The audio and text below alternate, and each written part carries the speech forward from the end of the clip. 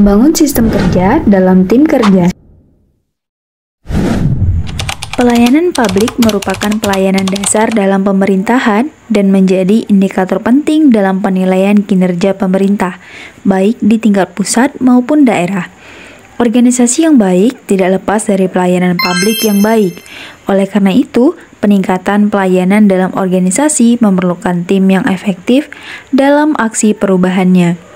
Bagi banyak organisasi, sejak ditetapkannya Permen Pan RB nomor 7/2022 tentang sistem kerja pada instansi pemerintah untuk penyederhanaan birokrasi, mencabut pasal 28 Permen Pan RB nomor 17/2012. Penyesuaian 3 pesan penyederhanaan birokrasi melalui transformasi organisasi, transformasi jabatan, dan transformasi sistem.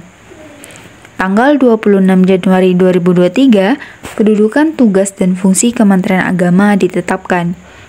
Berkaitan dengan kedudukan Kementerian Agama, merupakan struktur pemerintahan yang berada di bawah dan bertanggung jawab kepada Presiden. Melalui regulasi tersebut diperlukan struktur organisasi, fungsi, tugas, dan wewenang Kementerian Agama secara lebih rinci.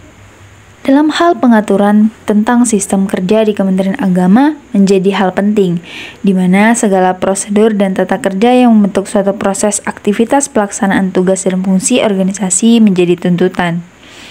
Mempercepat kebijakan mengenai penyederhanaan struktur organisasi dan penyederhanaan jabatan.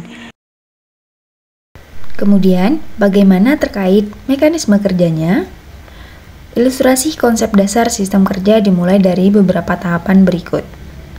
Tahapan identifikasi peran jabatan dan kedudukan. Dimulai dari identifikasi peran para pejabat, sesuai kedudukan masing-masing satker atau satuan kerja.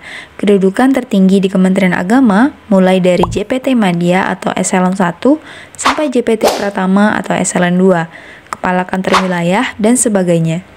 Runut ke pejabat administrator atau Eselon 3, Kepala Kantor Kabupaten atau Kota, dan sebagainya. Kepala Kantor Wilayah Kementerian Agama Provinsi pada level 1 sebagai pejabat penilai kinerja. Kepala Bagian atau Bidang Pembimas pada level 2 sebagai pejabat penilai kinerja.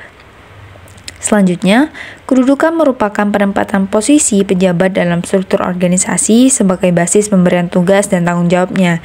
Kedudukan ini menjadi sasaran identifikasi peran masing-masing, berprinsip pada orientasi, hasil, kompetensi, profesionalisme, kolaboratif, transparansi, dan akuntabel. Selain berorientasi pada hasil juga memperhatikan proses. Proses yang dinilai menghambat pencapaian hasil diperlukan rekayasa ulang. Tahapan mekanisme kerja. Mekanisme kerja yang diisyaratkan adalah mekanisme kerja yang lincah dan fleksibel. Tahapan mekanisme kerja. Mekanisme kerja yang diisyaratkan meliputi: pertama, tahapan perencanaan. Tahapan ini dimaksudkan untuk memastikan bahwa kinerja organisasi dapat dilakukan secara sistematis dan logis untuk mencapai tujuan dengan hasil kinerja sesuai rencana kerjanya. Meliputi penyusunan dan penetapan perjanjian kinerja, perumusan strategi pencapaian target kinerja, serta penugasan pejabat fungsional dan pelaksana di bawah koordinasi pejabat penilai kinerja atau atasan langsung. Kemudian, perumusan strategi pelaksanaan pencapaian target kinerja yang terdiri dari penentuan pelaksanaan tugas dalam bentuk tim kerja atau individu, penentuan kebutuhan pelibatan penjabat fungsional atau pelaksana lintas unit, serta kebutuhan atas ketua tim. Dan terakhir, penyusunan rencana pelaksanaan kegiatan dan anggaran untuk pencapaian target kinerja oleh pejabat fungsional dan pelaksana. Kedua, tahapan pelaksanaan.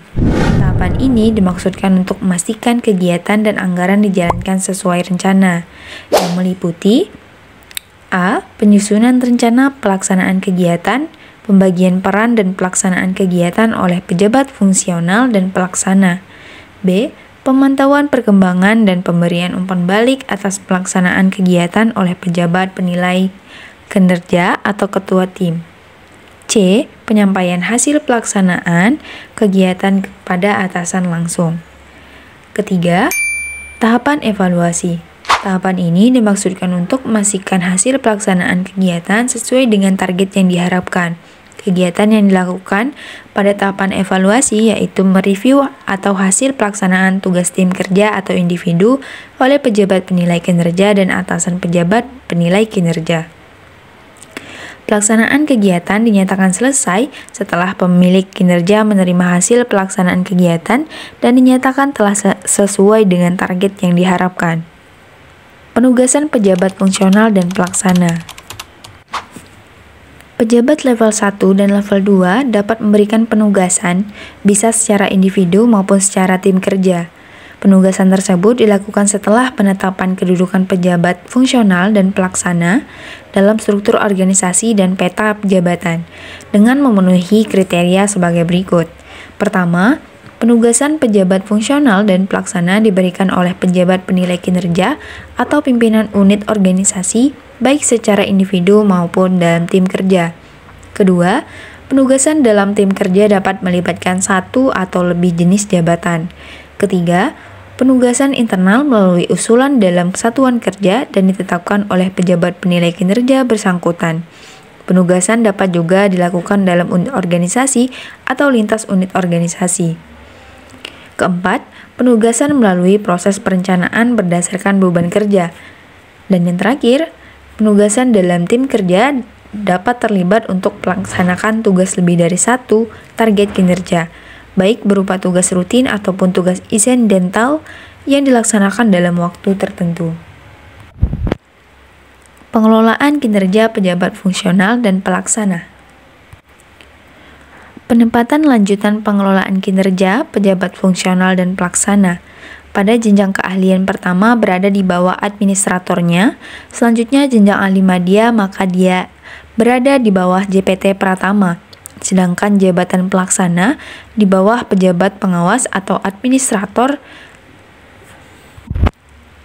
Penempatan lanjutan pengelolaan kinerja pejabat fungsional dan pelaksana. Pada jenjang keahlian pertama berada di bawah administratornya. Selanjutnya jenjang ahli madya maka dia berada di bawah JPT Pratama. Sedangkan jabatan pelaksana di bawah pejabat pengawas atau administrator.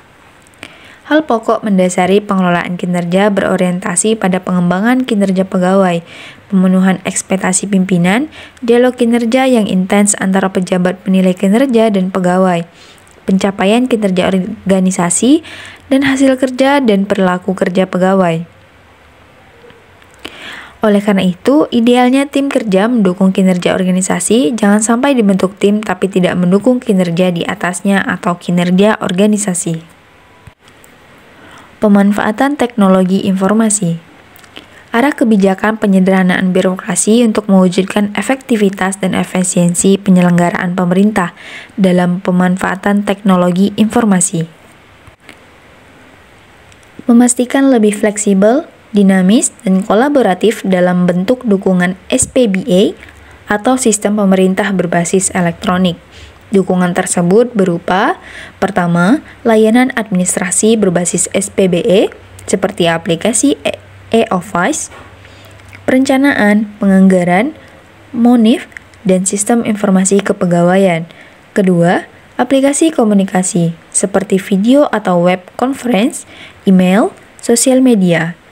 Ketiga, aplikasi pendukung lainnya seperti presensi mobile, penyimpanan awan atau cloud storage, Virtual Private Network atau VPN, memastikan teknologi informasi dan komunikasi untuk memberi layanan kepada pengguna layanan, sehingga layanan administrasi berbasis elektronik terintegrasi dalam mendukung sistem kerja. Untuk itu, Kementerian Agama dapat mempersiapkan diri untuk tahun evaluasi 2023, tercipta struktur organisasi yang lebih efisien, sistem kerja yang lebih responsif, dan kinerja yang lebih baik secara keseluruhan. Selalu ingat bahwa perubahan harus dikelola dengan bijaksana dan komunikasi yang baik dengan seluruh anggota organisasi untuk mencapai kesuksesan.